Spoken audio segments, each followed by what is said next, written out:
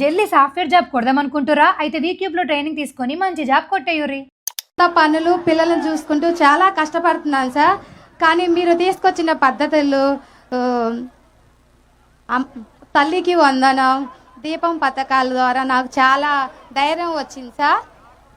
మళ్ళీ ఇప్పుడు అన్నదాత సుఖీభవ నాకు చాలా భద్రత కల్పించింది సార్. నాకు చాలా ధైర్యంగా ఉంది సార్. ధన్యవాదాలు సార్ మనస్ఫూర్తిగా. నాకున్న సొంత గ్రామంలో 3 ఎకరాల బొప్పాయి వేసి పండిస్తున్నాను సార్. నాతో పాటు 100 మందిని ప్రకృతి వ్యవసాయంలో తీసుకొస్తున్నాను సార్.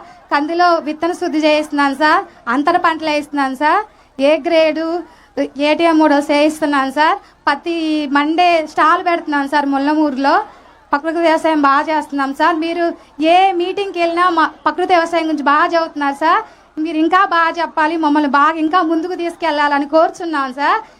అన్నదాత సుఖీభావ పడాలంటే ప్రకృతి వ్యవసాయం చేయాలి, ఒక అరెకరమైనా పడాలి అని మీరు కోరండి సార్.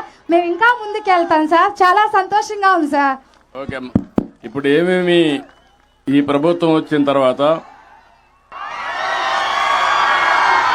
సూపర్ 6 లో కానీ ప్రభుత్వం ఇచ్చినటువంటి సంక్షేమ కార్యక్రమాలు ఏమేమి ఇచ్చారమ్మా చెప్పగలుగుతావా? గ్యాస్ సిలిండర్లు ఇచ్చారు సార్ 2. ఒకటి తల్లికి వందనం ఇచ్చారు సార్. 2. ఎంతమంది పిల్లలమ్మా నీకు? 2 అమ్మాయిలు సార్. ఏం చదువుతారమ్మా? పెద్ద అమ్మాయి ఇంటర్ సార్. ఇంటర్. ఇంకొక అమ్మాయి? చిన్న అమ్మాయి ఏమో 8th క్లాస్ సార్. ఇద్దరికి వస్తా ఉందా? ఇద్దరికి వస్తుంది సార్. అంటే 30,000 వస్తా ఉంది. ఓకే, చాలా హ్యాపీగా కాదమ్మా. ఇంకేమేమి వస్తున్నాయి?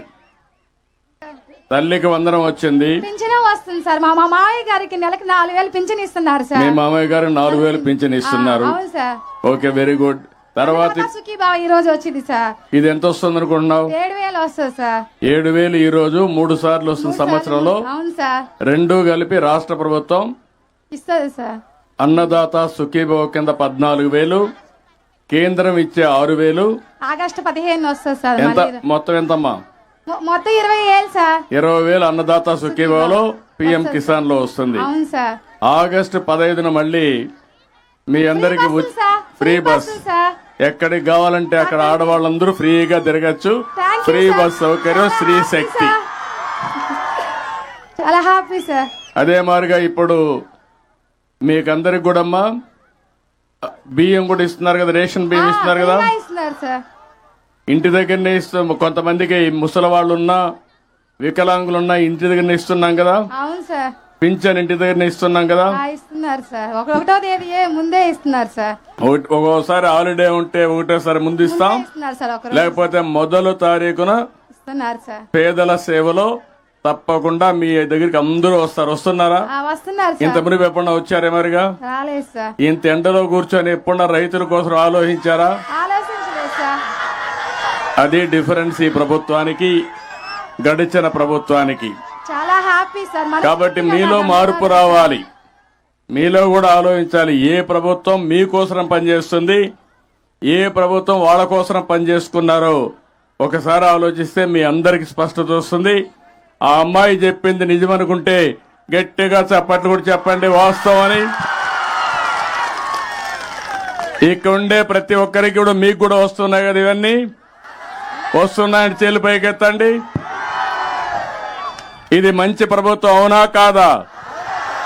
అవునంటే గట్టిగా చప్పట్లు కూడా చెప్పండి అవునని.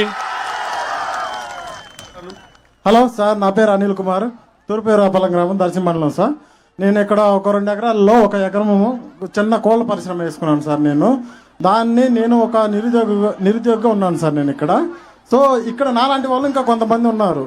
వాళ్ళందరూ ఏంటంటే అందరూ స్వయంగా ఉపాధి కల్పించుకోవాలంటే కొంచెం చిన్నపాటి అవకాశాలు అందరి దగ్గర ఫైనాన్షియల్గా ఉండదు సార్. ప్రాబ్లం అదొకటి ఉంది. కానీ బ్యాంకులో ఇప్పుడు గేదెలకి వాటికి ఇచ్చినంత ఈజీగా ఈ కోళ్ళ పరిశ్రమ మీద లోన్లు ప్రొవైడ్ చేయట్లేదు సార్. మేము దానివల్ల చాలా ఇబ్బంది పడుతున్నాము. అంటే నేను ఒక్కనే అందరూ అనేది జాబ్లో ఉండకపోవచ్చు. కొంతమంది నిరుద్యోగులు ఉంటారు, స్వయం ఉపాధి కోరుకునే వాళ్ళు ఉంటారు సార్. మాకు దీని మీద మీరు ఏమి చెప్పాలనుకుంటున్నారు? ఏ భరోసా మా లాంటి వాళ్ళకి మీరు ఇవ్వాలనుకుంటున్నారు సార్? ఏం చదువుకున్నావా? నేను డిగ్రీ చేశాను సార్. డిగ్రీ ఏం చేసావమ్మా? డిగ్రీ చేసిన తర్వాత గ్రాఫిక్ డిజైనర్ గా 1.5 year జాబ్ చేశాను సార్. తర్వాత నేను ఓన్ గా ఇలా ప్రొడక్షన్ చేసుకుంటున్నాను సార్. ఇప్పుడు ఇంటి దగ్గరనే వర్చువల్ గా కూడా వర్క్ చేసే వర్క్ ఫ్రం హోమ్ ఉంది. అవును సార్. నువ్వెందుకు ఆ పని కూడా చేయకూడదు? కొన్ని రోజులు ఫ్రీలాన్సింగ్ చేశాను సార్, కానీ నేను ఇంకా కొత్తగా దీని గురించి ట్రేడింగ్ వైపు అలా వెళ్దామని అని రెండు కూడా చేయొచ్చుగా తాత్కాలికంగా. చేస్తున్నాను సార్. అందులో ఆదాయం వస్తుంది, ఇందులో ఆదాయం వస్తుంది సార్. వస్తుంది సార్. దాన్ని నేను అప్పుడప్పుడు ఫ్రీలాన్సింగ్ కూడా చేస్తుంటాను సార్. నేను ప్రీవియస్ గా చేసిన వాళ్ళు ప్రాజెక్ట్ ఇస్తే దాన్ని కంటిన్యూ చేసుకుంటుంటాను. మీరు చెప్పినట్టు యువత ఊర్లో ఊరుక ఉండకుండా ఇప్పుడు వర్క్ ఫ్రం హోమ్ వచ్చింది. ఇంటి దగ్గర కూర్చొని ప్రపంచంలో ఏ కంపెనీకి కావాలన్నా పనిచేసే అవకాశం వచ్చింది. అవును సార్. రెండోది నువ్వు చెప్పినట్టు పౌల్ట్రీ గాని లేకపోతే గొర్రెల పెంపకం గాని, అవును సార్, మేకల పెంపకం గాని, ఆవుల పెంపకం గాని, ఇవన్నీ కూడా పాడి పరిశ్రమ గాని ఇంటి దగ్గర చేసుకోవచ్చు వ్యవసాయంతో సమానంగా. అవును సార్. దీనివల్ల ఫార్మర్స్ ప్రొడ్యూసర్స్ ఆర్గనైజేషన్ కూడా ఉన్నాయి. అదే మరి మిమ్మల్ని అందరినీ ఎంఎస్ఎంఈ ఇంటికి ఒక పారిశ్రామికవేత్తను తయారు చేయాలన్న ఆలోచన. ఒకప్పుడు ఇంటికి ఒక ఐటీ ప్రొఫెషనల్ అనుకున్నాను. దానివల్ల ఈరోజు మీరు చూస్తే ప్రపంచం మొత్తం ఎక్కువ ఆదాయం వచ్చే వాళ్ళు ఇండియన్స్ అయితే వాళ్ళల్లో 33% తెలుగు వాళ్ళు ఉన్నారు. అది 25 సంవత్సరాల కంటే ముందు నేను ప్రారంభించిన ఉద్యమం, ముందు చూపు. దానివల్ల ఈరోజు ఎక్కడైనా మన వాళ్లే ఉన్నారు. ఇప్పుడు నేను ఆలోచించేది 1 ఫ్యామిలీ 1 ఆంటర్ప్రెన్యూర్. ఒక కుటుంబానికి ఒక పారిశ్రామికవేత్త ఎంఎస్ఎంఈ పెట్టాలి. తొందరలోనే ఒక రతన్ టాటా ఇన్నోవేషన్ హబ్ అమరావతిలో పెడతాం.